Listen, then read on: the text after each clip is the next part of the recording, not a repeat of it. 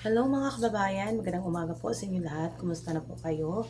So bago ako papasok, ito po, naka-uniform na po ako. Gagawa muna ako ng short reaction video tungkol sa aking iniidolong si Inday Chris na mahusay o gusto nun as speaking Koreana. So kahapon, wala po tayong update po sa kanya. Wala po tayong napanood na video or live.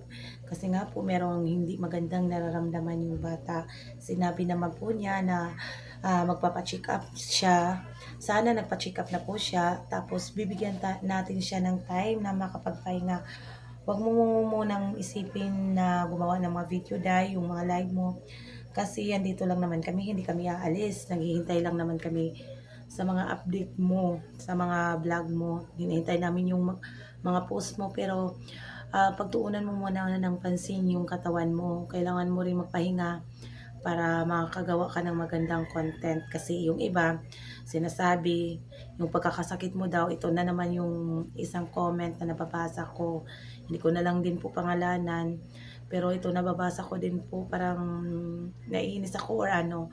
Kasi sa pagkakasakit daw ni Inday Chris na gumawa pa daw siya ng video, ng vlog. Kasi daw parang nagmamakaawa. Yan yung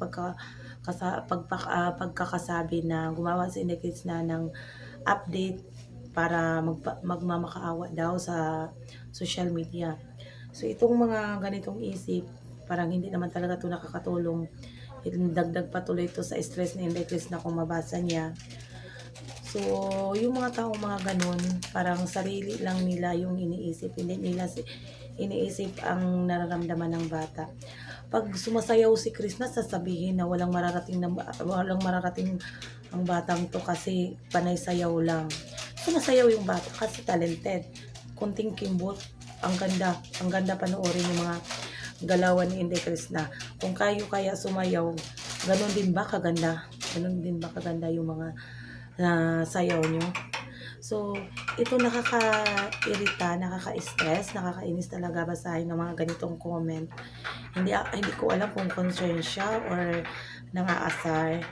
Kasi, pagsabihin mong nagpapansin yung bata, ginusto niya ba na magkasakit para lang ah, kaawaan ng mga tao para bigyan siya ng tulong. Hindi naman sinabi ni De Chris na kasi alam naman natin ngayon may pera na yung bata. Nakaka-afford na po siya magpa-check up, bumili ng gamot. Hindi kailangan na humingi siya ng tulong sa atin kasi alam niya sa sarili niya na kaya niyang magpagamot na walang tulong ng iba. Kasi nga po, yung mga ibang tao, akala nila nagbablog lang para maraming maawa. So, hindi naman po lahat. May yung mga mabubuting puso, kusang nagbibigay yun. Hindi po yun hinihingi na hindi ko na. Sila po mismo yung nagbibigay. Hindi yan po hinihingi. Wala naman po sinasabi ni Inday Chris na ano. Meron po akong sakit, kailangan ko pong magpa-check up. Wala naman po siyang sinabing ganoon. Sinabi niya lang para tayo ay ma-update. Kaya nga hindi siya napag-update. Kasi tayo nakasubaybay sa kanya tapos mag-aalala din tayo kasi meron na siyang internet doon sa bukid. Bakit hindi siya nakapag-update? So, yung ibang tao, sabihin na naman na mga demanding tayo. Kasi, inaabangan natin talaga yung mga update. So, kami, concerned, supportive kami sa babae. Hindi kami naghahangad ng na magkakasakit yung tao, na magkakaganyan si Inday Chris, na wala po kaming hinanghangad na ganoon. Tapos, yung sinasabi nyo na gumawa si Inday Chris na ng video para magmakaawa. Wala namang sinabi doon si Inday Chris na manghingi siya ng pangpa-check up sa inyo. Pinapaalam niya lang po na hindi talaga maganda yung pakiramdam niya kaya hindi siya nakagawa ng video. Kasi nga po, ang daming tao nag-aalala sa kanya. Hindi lang yung mga pamilya niya, pero yung mga taong nakasuporta sa kanya mula umpisa hanggang ngayon. Yan po yung inaalala niya. Baka yung iba na naman yung iniisip kasi ang daming mga bashers, ang daming naghihintay na babagsak yung Inday natin. Kaya parang kahit anong gawin Inday Chris na, kahit gumawa siya ng mabuti, nagkakasakit na nga siya, gagawan pa ng issue na nagmamakaawa sa social media. Naku po, yung mga isip niyo talaga, huwag niyo pag-isipan na kakaawa na nga yung bata, pag-isipan niyo pa naman di maganda. Kung nag-iinarte lang yun, kita niyo naman yung mukha, putlang-putla, tapos sasabihin niyo na nagmamakawa. Hindi naman halos natin nakikitaan na nanghihina siya doon. Makikita mo no, doon sa video niya na palaban tong batang to, hindi to basta-basta bibigay. Kahit paakyat kasi yung area doon, umaakyat pa yung bata para makapag-update lang, para hindi ay malaman natin kung anong nangyayari sa kanya. Kasi yun lang, yung 'di ba, araw-araw yan lang naman yung inaabangan natin sa kanya. Pero hindi naman natin sinasabi na araw-araw si Inday Chris na mag-update sa kanyang social media.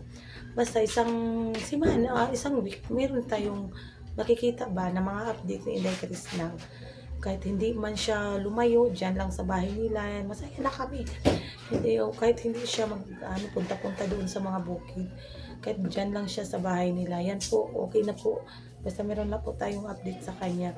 Tapos, wag nyo na po, ito lang masasabi ko sa mga taong nagsasabi na nagmamakaawa si Inday Chris na wag po kayong mag-isip ng ganun. Kung wala kayong masabi na hindi maganda, wag na lang kayo, kung concern kayo kay Inday Chris na kasi may sakit yung bata, wag na lang kayo mag-iwan ng kung anong salita. Bagkos magdasal kayo na magiging okay na po siya. Hindi yung magbigay kayo ng comment na nagmamakaawa. Bakit gagawin yun ni Inday Chris na magmamakaawa? Na kumikita na naman siya. Na marami na siyang napundar. Kaya na niyang tumayo sa sarili niyang paa. So tayo nga, mas nalalamangan pa tayo kay Inday Chris na, kasi aminin ko man hindi, wala pa akong napundar na maganda dito sa sa pagsasama namin ng mga asawa.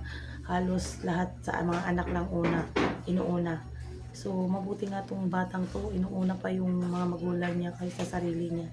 Yan po yung nakakabilib kay Inday Chris na. So sa mga taong nag-iisip na hindi maganda, i-stop nyo na yan, magdasal kayo na magiging okay na po siya, magaling na po, magiging ayos na po yung kalagayan niya para makabalik na siya sa pagbablog.